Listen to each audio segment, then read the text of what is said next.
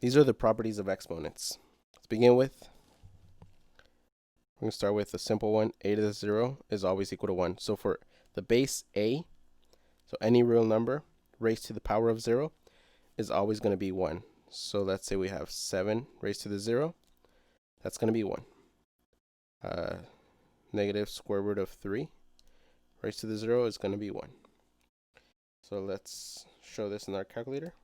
So 7 to 0 is going to be equal to 1. So raised to the 0 is equal to 1. So any real number raised to the 0 is going to be 1. Now, let's do the next property. A to the negative n power. So our base a raised to the negative n is going to be 1 over a to the n.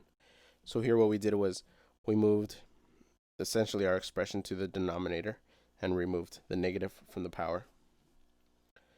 An example of this, let's say we have 3 to the negative 5. This is going to equal 1 over 3 to the 5th. And let's show how this works.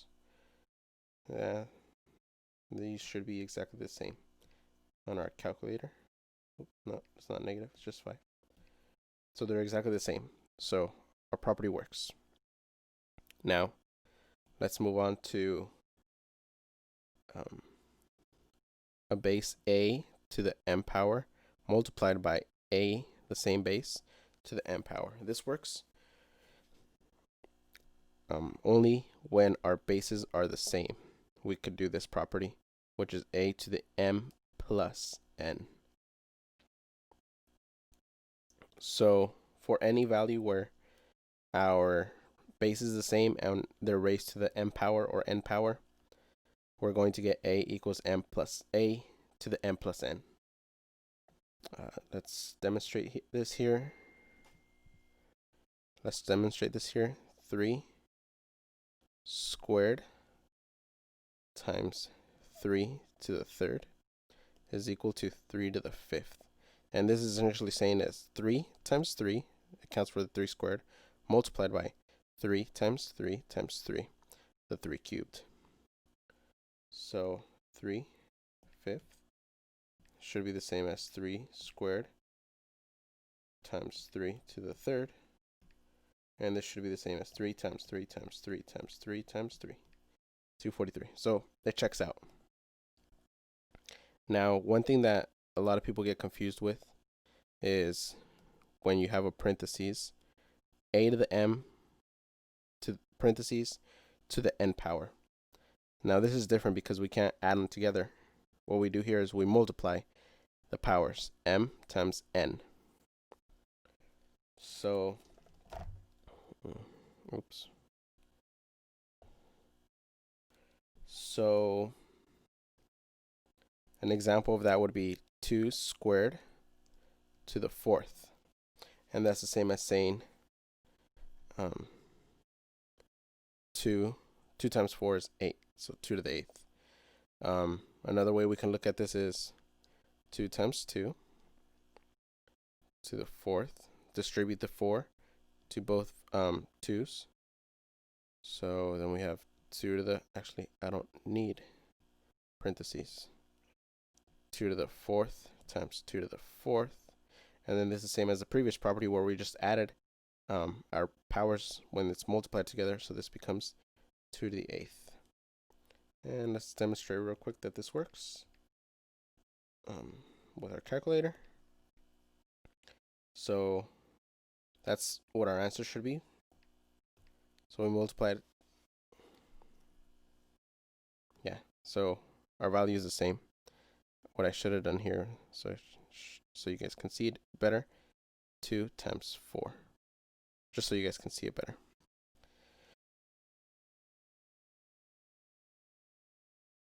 So the next property is when we have, let me see, when we have, let's say, parentheses, a times b to the n power. We kind of did this in this previous example.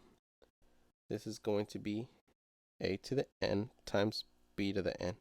And this is really useful when we're talking about let's say when we have variables instead of just real numbers. So if we have 2x to the 4th power, so here we see that we have to distribute to both real numbers, or to both the real number and the variable. So we have 2 to the 4th times x to the 4th, and then 2 to the 4th is 16. So we're left with 16x to the 4th. So this is where this property comes in handy. The next property, we're looking at fractions. So for a fraction, let's say where we have the bases are the same, but one of them is raised to the n power and the other one is raised to the n power. Whereas if m is greater than n, we have a to the m minus n. M minus n.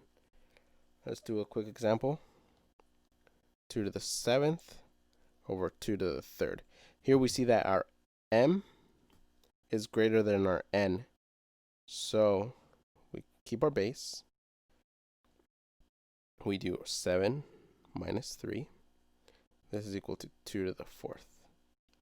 And let's show that this in fact works. So 2 to the 4th on our calculator, and it works. Nice. Now what if n was larger than m this time? Well, if n is larger than m, what we're left with is 1 over a to the n minus m. We can redo this problem the same way. So instead of 7 on top, we're going to do 3 on top and 7 on bottom. Now here we see that our power of our denominator is bigger than our power of our numerator. So we're left to do 1 over 2 to the 7 minus 3, our n minus m.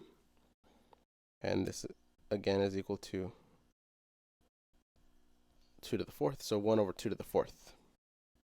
And let's show how this works out. 2 to the 7th. And then again, 1 divided by 2 to the 4th. And it checks out. Now we could do the previous property on this problem as well. So where we did m minus n. So here we'll do m minus n. That's 2, 3 minus 7. And this is equal to 2 to the negative 4th. And we know that when it's a negative 4, we just move our expression to the denominator. So it's 1 over 2 to the 4th. And we end up with the same exact solution. So it checks out. Now, one thing that I want to point out is that when we have like another way that I personally like to do this is dividing out values. So if we have like a large expression, 2 to the 3rd, x to the 7, y to the 5, z to the 2, 2 squared, x to the 5, y to the 5, and z to the 5. So here we can divide out like values. So for instance, because there's no addition subtraction going on in our fractions, our 2 to the 3rd and our 2 to the 2nd can divide out. So we can divide out a 2 to the 2nd, and then we divide out this power, and this just leaves a 1. Same with x to the 5th and then x to the 7th. We can divide out x to the 5th from the top and the bottom, and we're left with x squared on top. y to the fifth and y to the fifth, we can divide them out with each other, and we're just left with a 1. And z to the squared and z to the fifth, we can divide out the z squared on top, and we're left with z to the third on the bottom. So this is a quick way to visually divide out without having to think about that particular property. And here you see our answer is pretty simple to figure out. And that's just personally how I like to do that particular property, because it just seems easier to me to think about it that way. Now the next property, if we have a to the negative m over a to the negative n. Actually, no. Not, the base is different here. B to the n. So this ends up becoming, again, we have the negative exponents, and we know that whenever we have a negative exponent, all we do is we move our expression to the opposite, to the bottom or to the top, depending on where it's at. So here we would end up with b to the n over a to the m. We can do a quick example here. 2 to the negative 3 over 3 to the negative 4. And this ends up being 1 over 2 to the 3 divided by 1 over 3 to the 4. And here we know that we can multiply, when we have a fraction divided by fraction, we can multiply by the reciprocal. So 2 to the third times 3 to the fourth over 1. And this just ends up being 3 to the fourth over 2 to the third. And we can show that this works on our calculator.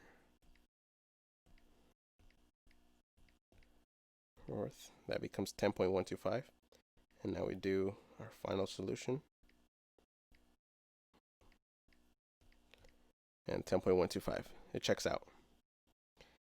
The final property is if we have ab to the negative n power.